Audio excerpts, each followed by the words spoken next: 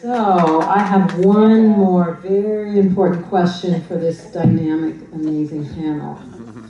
And this involves bringing the men into the conversation, which we lovingly and compassionately adore the men. And what we're requesting is for the men to truly stand up in their dynamic, sacred, masculine power and support our rise into our leadership, support our empowerment, support what we came here to do, and be there for us. And that this sacred union comes together of the sacred masculine and the sacred feminine. The swords come down and this union comes at this very high level. And that also the masculine honors the feminine within themselves and becomes a bit more intuitive, a bit more compassionate, doesn't put down that kick-ass, because we love that, men, but really allows this flow, this balance to come between us. So I would love for the women to speak for that, from that place.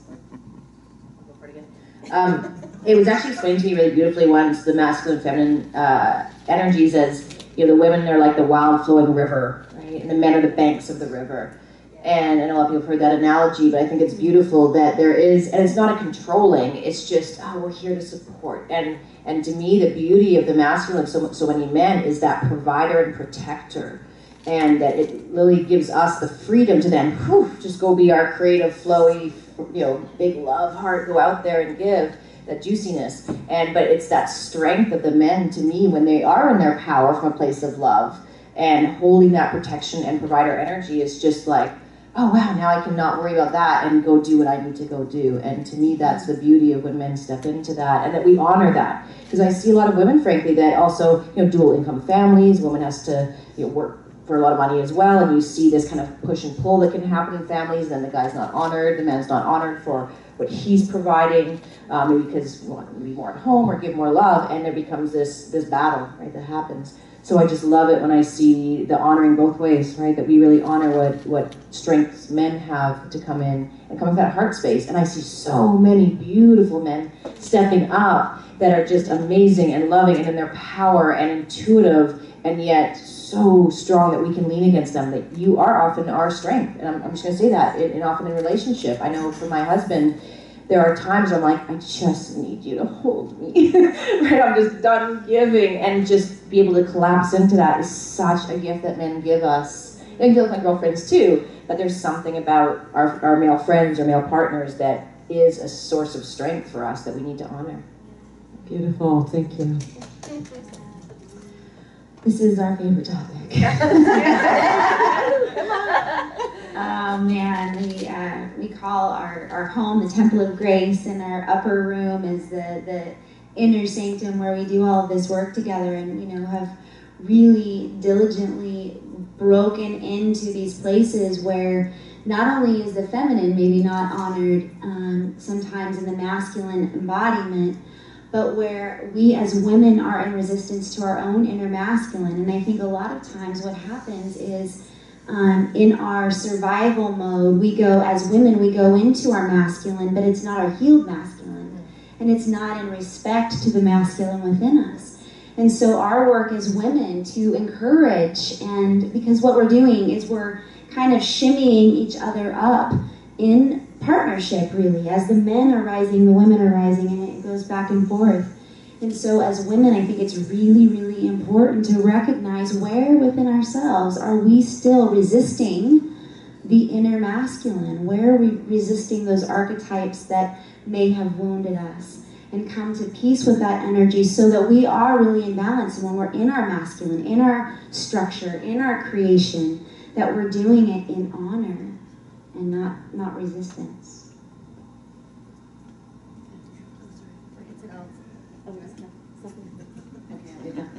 I know there's this, I don't know, it's a Native American, I see it around Facebook where, you know, men are here to protect women so we can do our work. And that's when there's an honoring back and forth. And somewhere along the lines, it changed from protection to control. And so I really think about, you know, if we go back to those traditional role of, I want to feel protected but not controlled. Is it a fine line, or is it's something that was developed over the years that men felt we need to control this energy? And so I think really returning to this honoring of what the feminine means and that flow. And so, giving us that space so we can do our work. I really feel that strongly. So I'm excited to see that. And I do see more men. I'm working with more men. I do see more men really understanding the feminine principle and not letting go of who they are as fierce masculine and protectors. And so I say protectors of Gaia, warriors of this planet, and warriors for us to let us do what we need to do. Thank you. Wow. I want to say thank you. Thank you to my husband for honoring me and supporting me. And thank you to each and every one of you men here for holding that mantle for us to be able to find our voices again. I know. We were good. I've noticed the water lady because I do take people out on the water, and I've been told that the reason why I cry so much is because I cry for the people who can't. But I think there are a lot of women who do. We hold that space, and there are a lot of men who don't cry.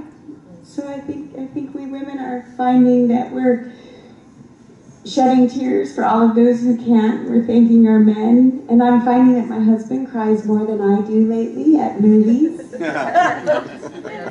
So it is all about the balance, and thank you. I think there might have been a little bit of a misconception when I was talking about the Women's Conscious Revolution panel and seeing people's reaction to the women's marches. There were a lot of men who were sharing with me that, this is that feminist movement, and they were feeling insecure and feeling like women weren't supportive of men's role. And I said, absolutely not. That, this panel of women, I can speak because I know every single woman on this panel, all very much appreciate and honor the men. So I would like us all to give a hand to the men for being here and supporting this panel. Thank you. Thank you. And thank you, Sean David Morton, for honoring us, for being in our flow while you're getting ready to speak. Thank you. I'm just digging it. You girls talk all the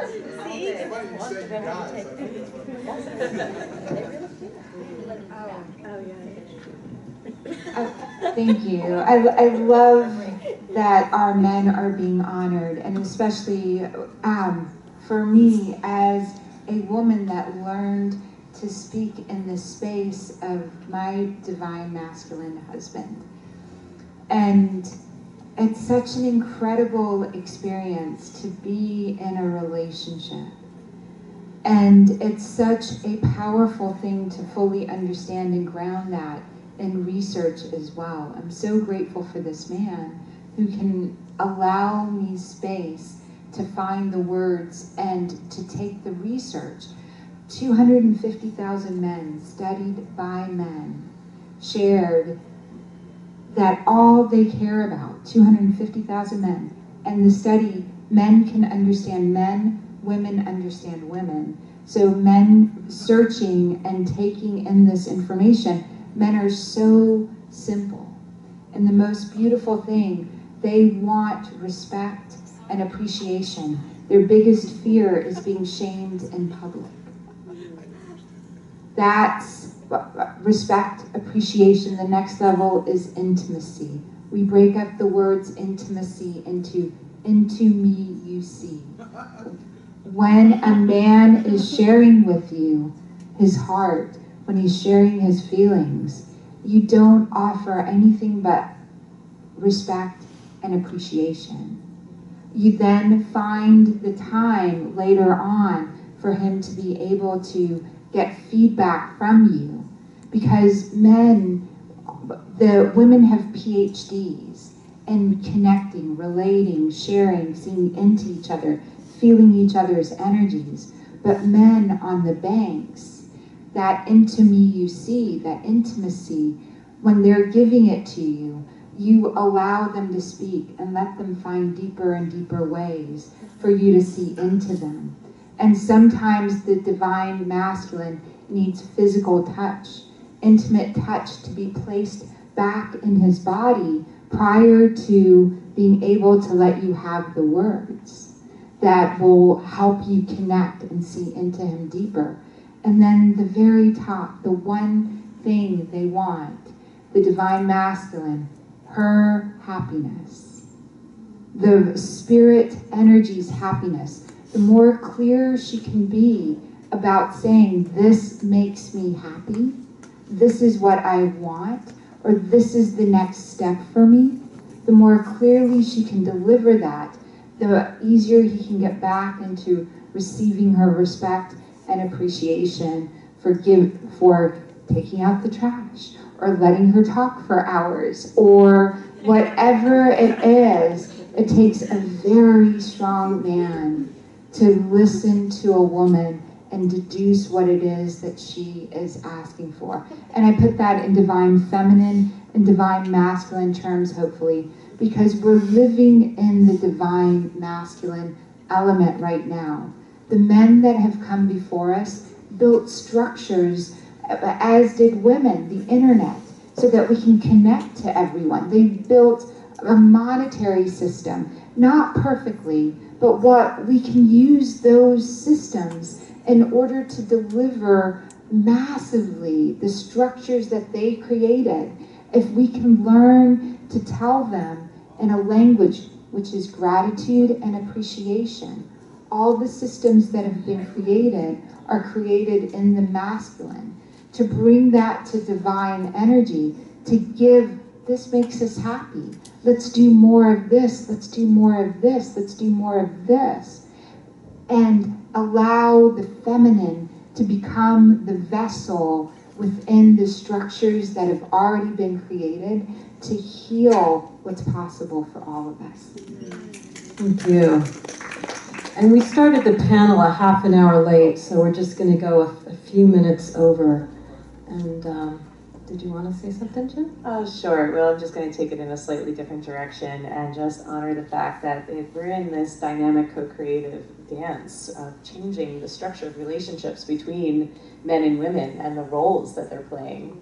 And for me, I like to come back more to the idea of the balance and the integration and the harmony, the harmonizing between the masculine and feminine that lives within each one of us. So in honoring the men, I'm honoring the feminine in the men as well as honoring the masculine in myself, and then inviting both to come out and play and changing the structure of the roles so that we can actually birth a new paradigm that doesn't just look like what we've learned, but we are like entering those deep waters of listening to the inner domains that are guiding us and giving us new wisdom about those roles and what they look like. And I'm also coming from a place of not being married and having children and having the empowered choice to live this life differently. And I really honor and respect that choice, and I take responsibility for creating the new paradigm of relationships between the masculine and feminine and what that means for men and women. Yeah. Thank you. Yeah.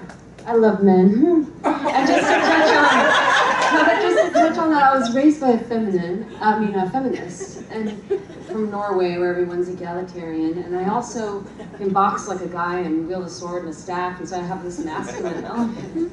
But at the same time, I grew up thinking, men and women are not the same. We don't want to be corporate, some of us do, but not all of us do. And so just finding our roles and honoring that, and sometimes it is different. Just like in gay marriages or partnerships, there's also a feminine and a masculine. So it's kind of honoring your strongest suit, just like a society works when everyone's able to fulfill their gift, when we fulfill our purpose. Then society functions. It's when we're forced into these false gender roles and false wage slavery and all that, where we get really distorted. So I think that's where we're moving towards. More and more people are following their truth and finding their purpose so they can make a difference and have a meaningful life. That's what it's all about. So I'm grateful that I wish that for all of us, that we can fulfill our purpose on the planet with grace. Thank you, guys. I also love all men and all flavors. And I love fathers, I love brothers, and I love our friends that are males.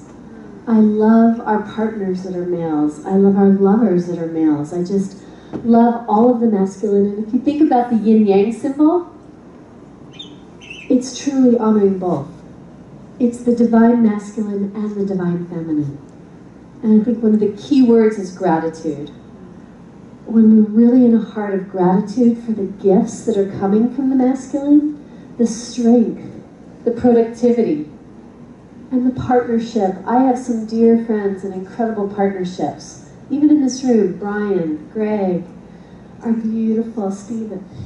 Sorry about that. One of my best friends, Jason. And we were, yes, Saeed and Barry sitting here, who's taught on amazing partnerships and relationships. And we have Sean, and he's with Melissa, and yet I'm also single right now.